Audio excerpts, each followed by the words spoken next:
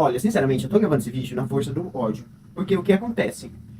A minha câmera traseira do celular deu piti, minha câmera traseira. Então eu não vou me prolongar nesse vídeo, vou trazer aqui dois ocorridos que fala. Enfim, sejam bem-vindos ao meu quadro Na Cama com os Livros, Na Cama com os Livros, é o meu quadro. E hoje eu quero trazer um caso super, assim, como que eu posso dizer, parecido uns com os outros. O livro, A Menina que Roubava Livros, se eu não me engano, foi escrito depois desse caso. Esse caso, que é um fato real, surgiu primeiro e depois surgiu esse livro no mercado editorial.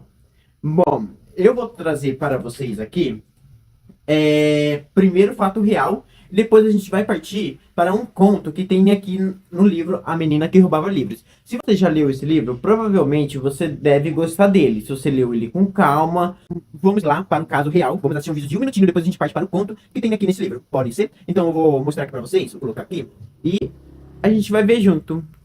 Ela ficou mais de 2 anos em cima de uma árvore para impedir que uma madeireira a cortasse. Em 1997, Julia Hill tinha 23 anos quando subiu e passou 738 dias em cima de uma sequoia milenar de 60 metros de altura, em Stafford, na Califórnia. Julia comia graças a uma pequena equipe que a ajudava, e tinha pouco mais que um fogareiro, uma bolsa hermética para fazer necessidades e uma esponja para se lavar com água da chuva. Tudo isso em uma plataforma de 3 metros quadrados coberta por uma lona a 50 metros de altura. Julia sobreviveu a invernos e tempestades. Em dezembro de 1999, já com 25 anos, ela finalmente conseguiu um acordo legal com a madeireira, que se comprometeu a não derrubar a árvore, que continua em pé até hoje. Bom, pessoal, agora que a gente ficou sabendo do caso da Júlia, vamos partir então para o conto que se encontra na página 200 e, na verdade, bem antes, na página 395 do livro da Menina que Roubava os Livros. Aqui temos as imagens e agora vocês vão entender o que eu quero que vocês busquem também entender. É uma coisa muita coincidência, sabe? Só que trazida para o contexto aqui dentro do livro. Então, bora para a leitura. Eu não vou explicar, assim, o que fez a Liesel, a personagem principal, chegar nessa parte, para o vídeo não se prolongar. Vamos para a leitura. Era uma vez um homenzinho estranho que decidiu 3 detalhes importantes sobre sua vida. Primeiro, ele repartiria o cabelo do lado contrário ao de todas as outras pessoas. Segundo, criaria para si mesmo um bigode pequeno e esquisito. Terceiro, um dia ele dominaria o mundo. O homenzinho perambulou por muito tempo, pensando, fazendo planos e procurando descobrir exatamente como tomaria o mundo. Então, um dia, saindo do nada, ocorreu-lhe o plano perfeito. Ele viu uma mãe passando com o filho. A horas tantas, ela repreendeu o garotinho, até que ele começou a chorar. Em poucos minutos, lhe falou muito baixinho, e depois disso, ele se acalmou e até sorriu. O homenzinho correu até a mulher e a abraçou. Palavras. E sorriu. O quê? Mas não houve resposta. Ele já se fora. E aqui esse conto está se retratando do Hitler.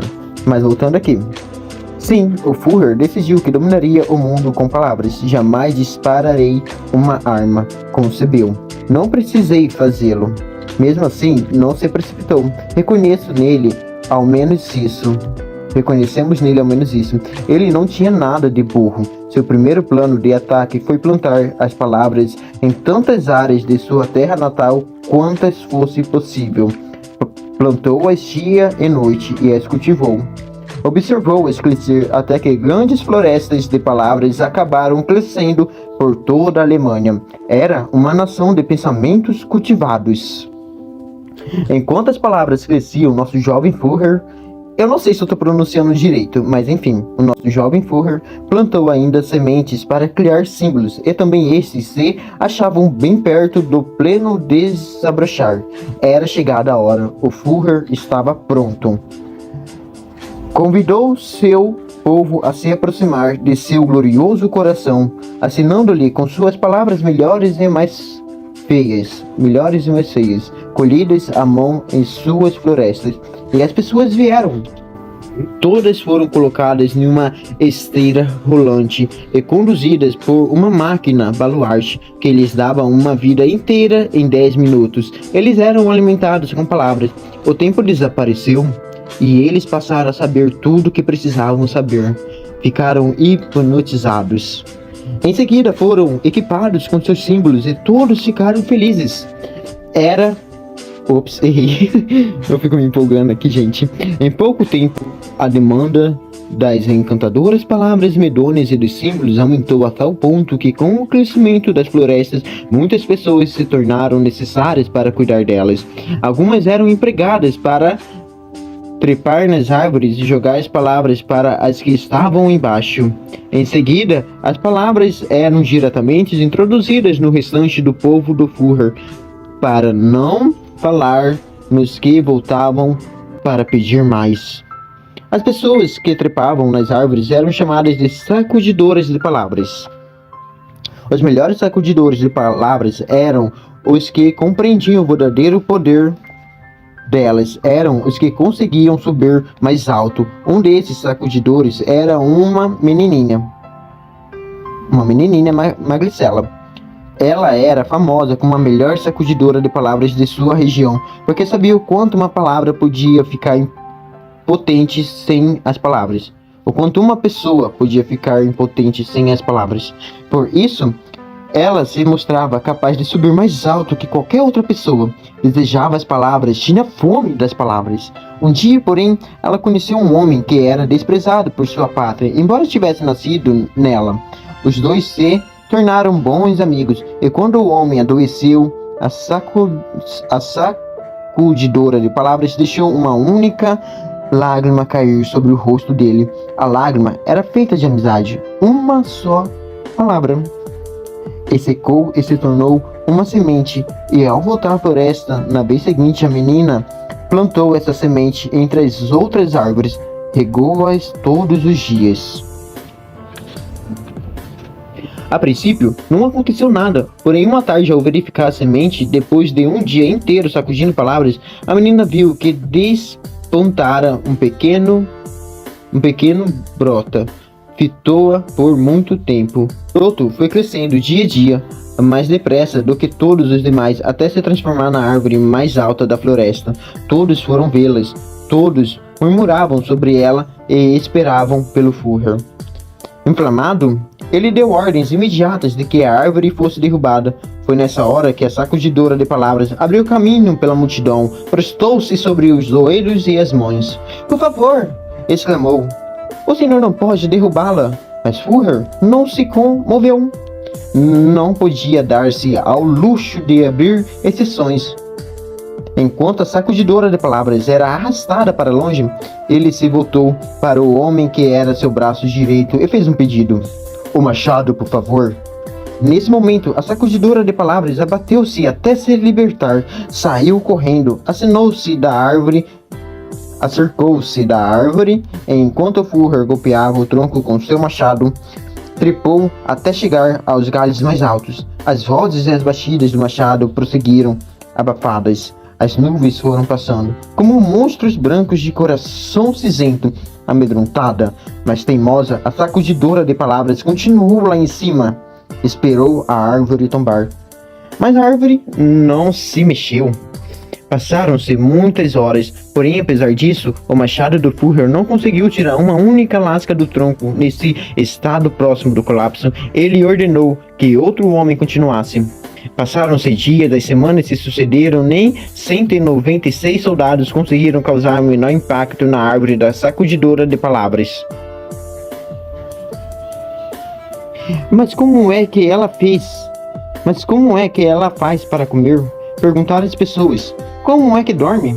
O que elas não sabiam era que outros sacudidores de palavras jogavam mantimentos e que a menina descia até os galhos mais baixos para recolhê-los. Nevou, choveu, vieram e se foram estações. A sacudidora de palavras permaneceu. Quando o último machadeiro desistiu, gritou para ela: "Sacudidora de palavras, você pode descer agora. Não há ninguém capaz de derrotar essa árvore." A sacudidora de palavras, que mal conseguia discernir as frases do homem, respondeu com um sussurro, entregando-o por entre os ramos. Não, obrigada, disse, pois sabia que só ela é que mantinha a árvore de pé. Ninguém era capaz de dizer o quanto tempo mais uma tarde... Calma aí. Ninguém era capaz de dizer quanto tempo levou, mas uma tarde entrou na cidade um novo machadeiro. Sua sacola parecia pesada demais para ele. Seus olhos se arrastaram. Seus pés pendiam de exaustão. A árvore? Perguntou ele ao povo. Onde fica a árvore? Um dia,